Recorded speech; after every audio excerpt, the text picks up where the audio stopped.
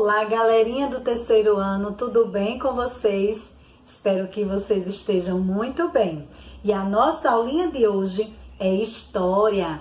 Vamos estudar um pouquinho sobre a independência do Brasil. Então, dia 7 de setembro é comemorado Dia da Independência do Brasil.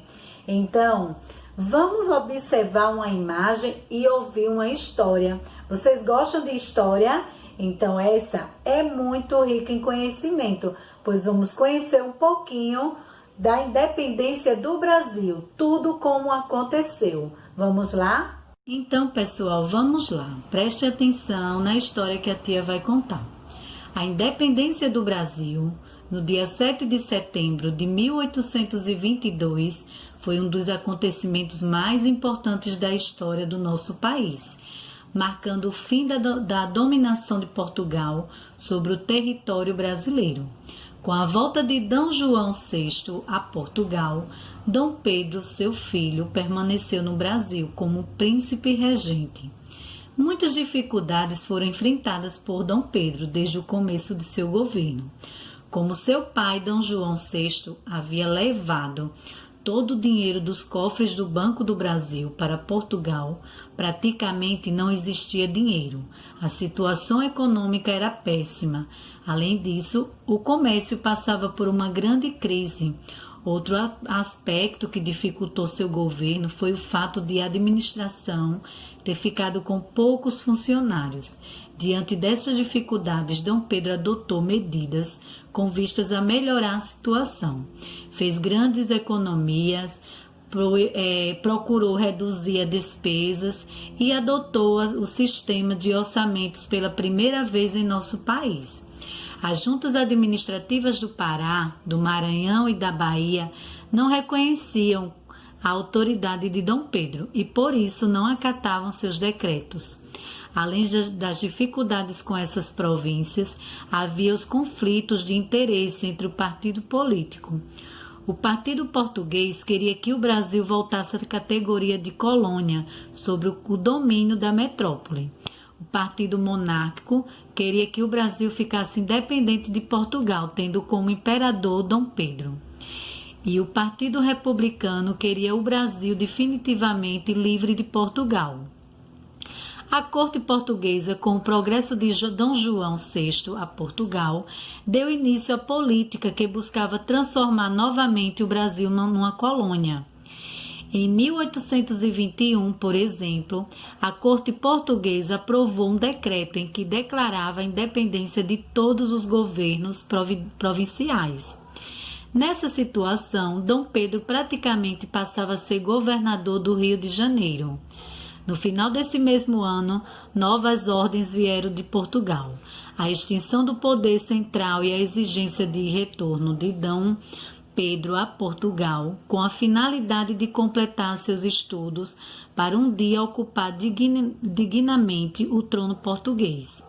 No Brasil, tais ordens causaram indignação geral, entretanto, Dom Pedro parecia hesitar. Então, os patriotas iniciaram um movimento para que o príncipe regente não cumprisse as medidas propostas por Portugal.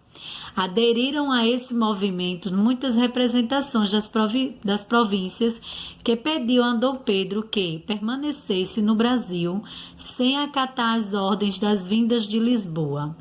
O movimento foi tão intenso que em poucas horas a mensagem do Senado da Câmara, assim era chamada a atual Câmara Municipal do Rio de Janeiro, recolheu 8.000 assinaturas, que foram solenemente levadas ao príncipe. Depois de alguma recitação, Dom Pedro autorizou que divulgasse seu pensamento da seguinte forma: como é para o bem de todos e a felicidade geral da nação, estou pronto. Diga ao povo que fico. Essas palavras ficaram registradas numa carta de Dom Pedro, encaminhou a D. João VI nesse mesmo dia, 9 de janeiro de 1822. Esse dia passou a ser lembrado como o dia do fico. Assim, houve muita festa por causa da decisão de Dom Pedro, já que era um grande passo para a independência. Em virtude da decisão de Dom Pedro, uma esquadra vinda de Portugal atracou no Brasil com a finalidade de levar o príncipe a seu país de origem. Porém, ela foi obrigada pelo próprio Dom Pedro a regressar. Diante dessa situação, a corte portuguesa procurou impor outras medidas para conseguir recolonizar o Brasil. Mesmo assim, Dom Pedro permanecia tomando providências em favor da independência, sempre orientado por José Bonifácio. Foi oferecido a Dom Pedro pela Câmara o título de defensor perpétuo do Brasil. Outros acontecimentos ainda ocorreram. Uma Assembleia Constituinte foi convocada. Todas as tropas portuguesas que chegavam ao Brasil eram consideradas inimigas e havia uma luta na Bahia contra os soldados do general Madeira, oficial português. Para a Bahia foram enviadas forças para ajudarem os nacionalistas na sua luta contra Madeira. Além disso, em 1822, foi lançado um manifesto defendendo a independência pelo próprio Dom Pedro. Após a análise da situação no Brasil, foram encaminhadas a Dom Pedro despachos vindos de Portugal e cartas de José Bonifácio e de Dona Leopoldina, princesa regente, que chegaram às mãos de Dom Pedro no dia 7 de setembro de 1822, às margens do rio do Ipiranga. Ao ler os decretos e as cartas, Dom Pedro percebeu que chegava a hora de agir. Nesse momento, voltou-se para a comitiva e a guarda que estava adiante disse: Camaradas, as cortes de Lisboa querem mesmo escravizar o Brasil. Cumpre, portanto, declarar já sua independência. Estamos definitivamente separados de Portugal. Prosseguiu erguendo a espada e falando solenemente: Independência ou morte! Então, ao chegar a São Paulo, o povo foi receber o príncipe com muita euforia e dando vivas à independência. À noite, o hino foi cantado, o hino da independência, cuja composição é do próprio Dom Pedro, que foi cantado e houve um espetáculo de gala.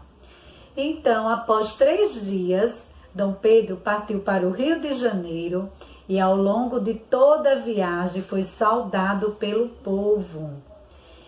Então, ele foi aclamado imperador do Brasil no dia 22 de outubro do mesmo ano.